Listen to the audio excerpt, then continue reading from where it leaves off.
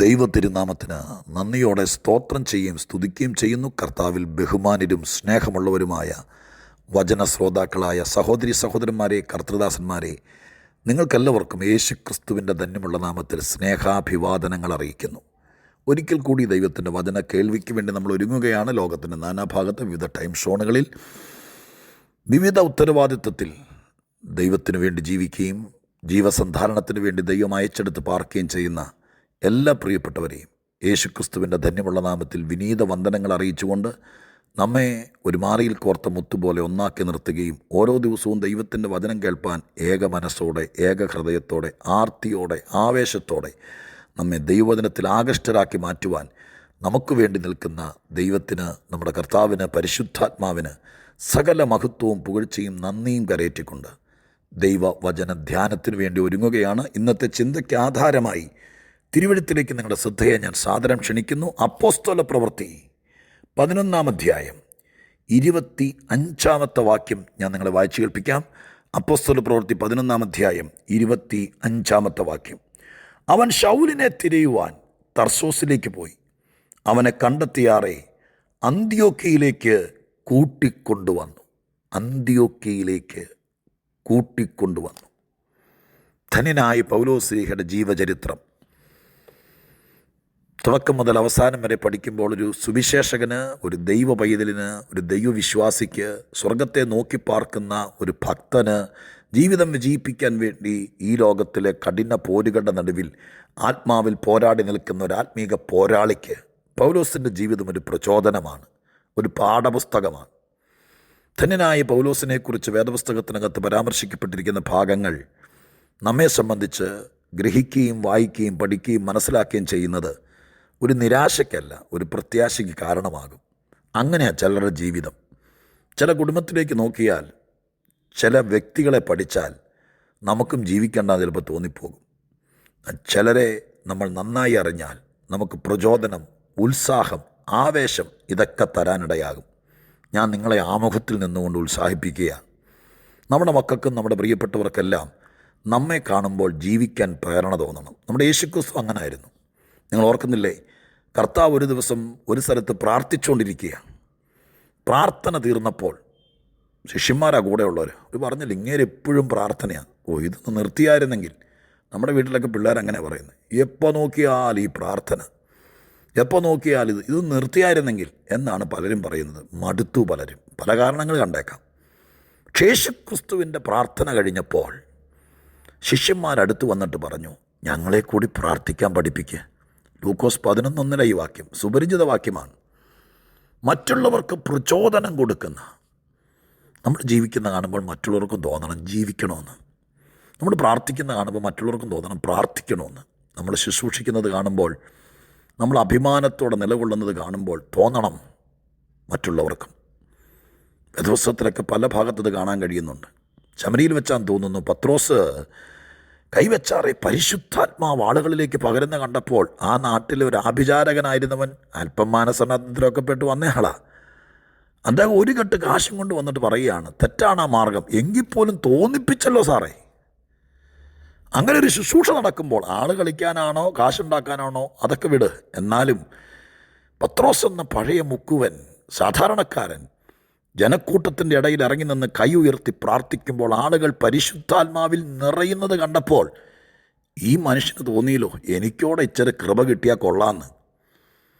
നമ്മീ പലരെ കാണുമ്പോഴത്തേക്കും പിള്ളേരോട് അമ്മ പറയും, ഓടി അകത്ത് കയറി വാതിലടച്ചു, അങ്ങനെ കാണിയേ വേണ്ട, മാതൃകയാക്കിയേ വേണ്ട. അങ്ങനെ പറയുന്നവരില്ലേ?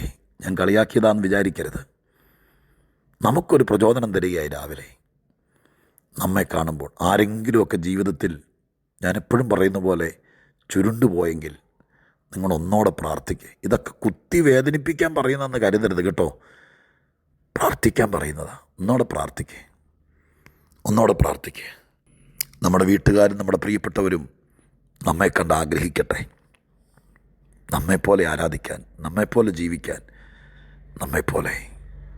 പൗലോസിൻ്റെ പ്രസംഗം കേൾക്കുമ്പോൾ അഗ്രിപ്പ രാജാവ് പറഞ്ഞത്, നീ എന്നെ ക്രിസ്ത്യാനിയാക്കാൻ നിർബന്ധിക്കുന്നു എന്ന് പറഞ്ഞ് പൗലോസ് അവിടെ ഒരു വാക്ക് പോലും അഗ്രിപ്പാവിനെ ക്രിസ്ത്യാനിയാക്കാൻ വേണ്ടി ബ്രെയിൻ വാഷ് ചെയ്തില്ല. സാറ് ക്രിസ്ത്യാനി ആയില്ലെങ്കിൽ ആകാശത്ത് നിന്ന് തീ ഇറങ്ങും, തലയിൽ ഇഴുകെട്ടും, ഒന്നും പേടിപ്പിച്ചില്ല. പക്ഷെ പൗലോസിൻ്റെ ചടുലതയും പ്രതിയായി നിൽക്കുന്ന പൗലോസിൻ്റെ വാചകവും ദൈവത്തിലുള്ള ആശ്രയവും ദൈവത്തിലുള്ള വിശ്വാസവും ഇതെല്ലാം കണ്ടപ്പോൾ സത്യത്തിൽ ആ വാക്യത്തിൻ്റെ അർത്ഥം എന്നാണെന്നറിയാമോ?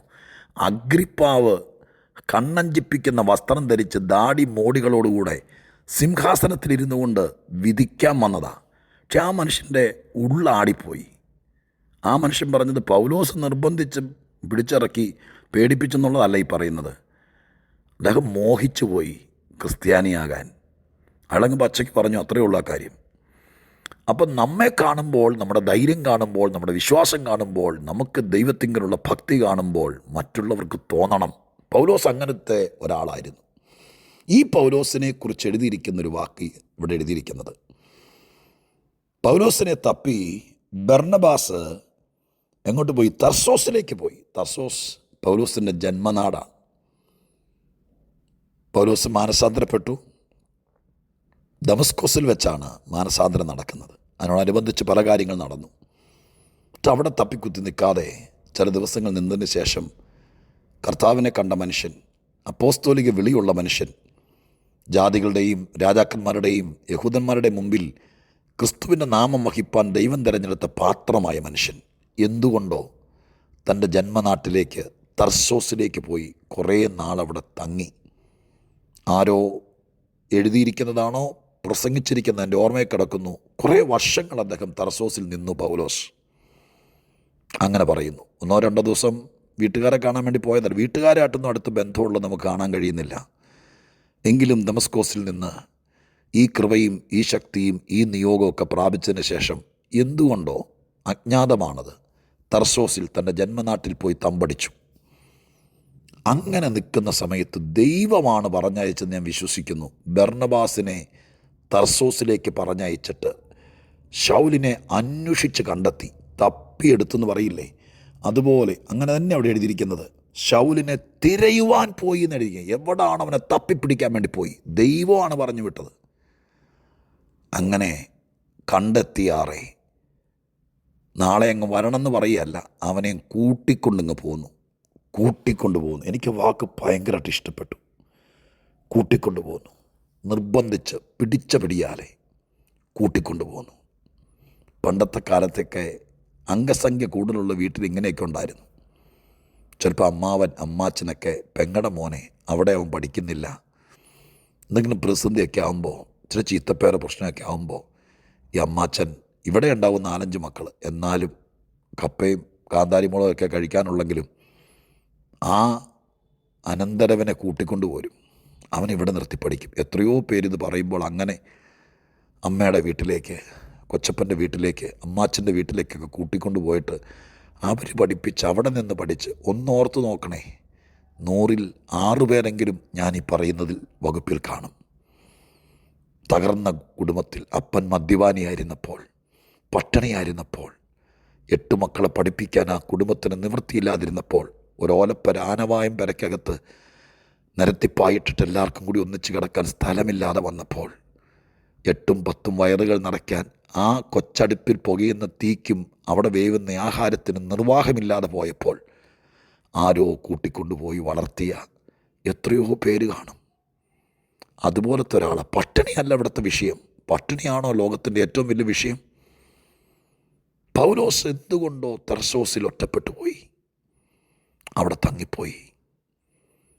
ആ പൗലോസിനെ ബർന്നബാസ് ഇടയ്ക്കിടയ്ക്ക് പോയി കാണുമെന്നല്ല, ഇടയ്ക്ക് ഫോൺ വിളിക്കുമെന്നല്ല, തപ്പി തെരഞ്ഞു ചെന്ന് കൂട്ടിക്കൊണ്ടുപോയി നേരെ അന്ത്യോക്യയിലേക്ക്.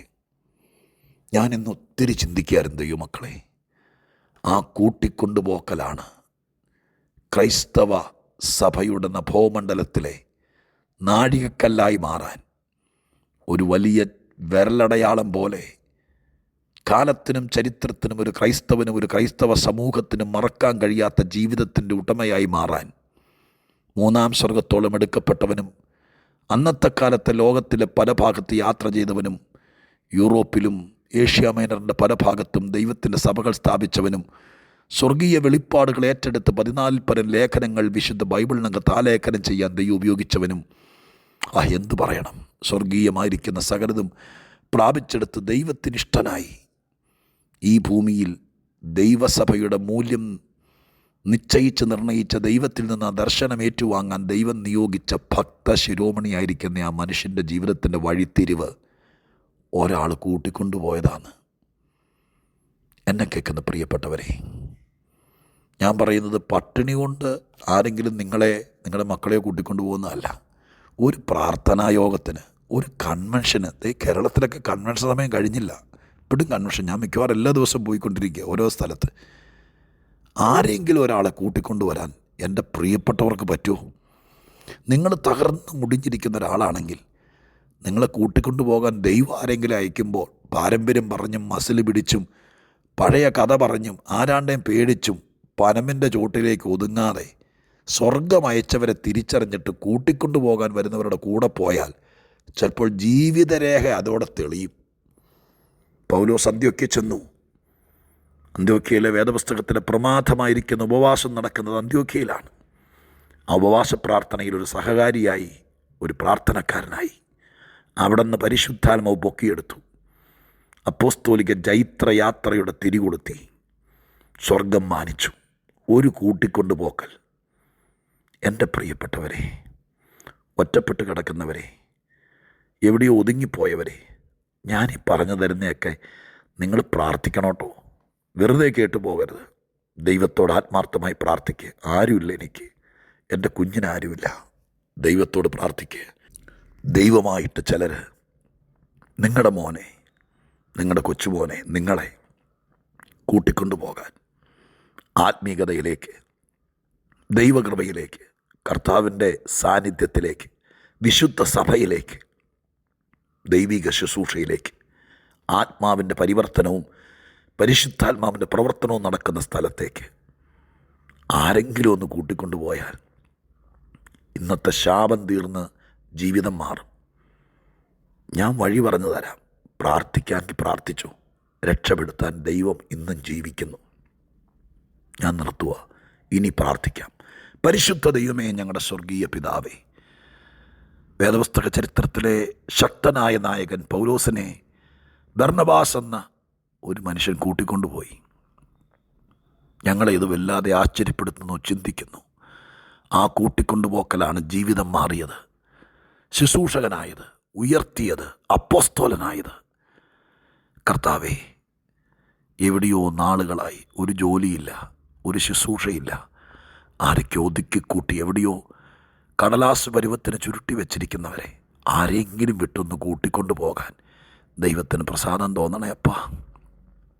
ഇത് കേട്ടിട്ട് കരഞ്ഞ് പ്രാർത്ഥിക്കുന്ന ആരെങ്കിലും ഉണ്ടെങ്കിൽ അവരെ ദൈവം കൈവിടല്ലേ. ഞാൻ അതിനായി പ്രാർത്ഥിക്കുന്നു. യേശുക്രിസ്തുവിൻ്റെ നാമത്തിൽ അപേക്ഷിക്കുന്നു. കേൾക്കണേ പിതാവേ. ആമേൻ.